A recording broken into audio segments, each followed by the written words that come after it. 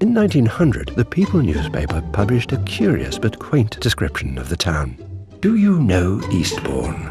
It is one of our south coast towns that is characteristic, from its railway station to its pier, from its pier to its remotest villa, from its best hotel to its hydro omnibus, from its luggage porter to its most aristocratic coachman. You never saw any town in the world so clean as Eastbourne. It is cleaner than the veriest soap and watered Dutch village. By now, though, a new revolution in transport that would eventually mess up our pristine streets was making its mark.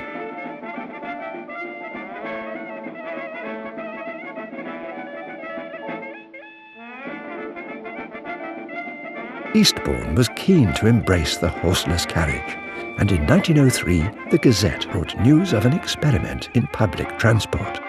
The Electric Lighting Committee of the Eastbourne Town Council recently resolved that 2 motor omnibuses to seat 14 and 32 passengers respectively be obtained on trial from Messrs. Milnes Daimler for 1 week at a charge not exceeding £15 per vehicle. But negotiating the streets of Old Town was not entirely straightforward. Because of the steep road camber near the Lamb Inn, upstairs passengers had to come downstairs to prevent the bus from toppling over.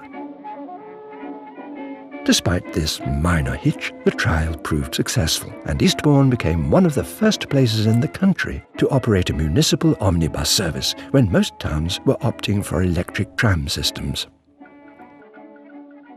By the 1950s, most councils had ditched their trams for buses, so it was strange that Eastbourne was just about to get them.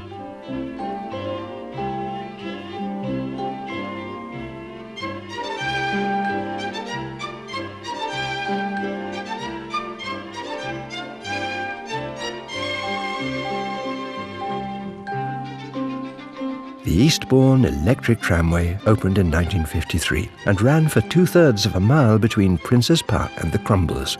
It was the brainchild of Claude Lane, whose passion for trams led him to build a scaled-down portable tramway that he took to fetes and other local events. It proved so popular that he began running summer seasons at St Leonard's and Rill and then opened on a permanent site in Eastbourne.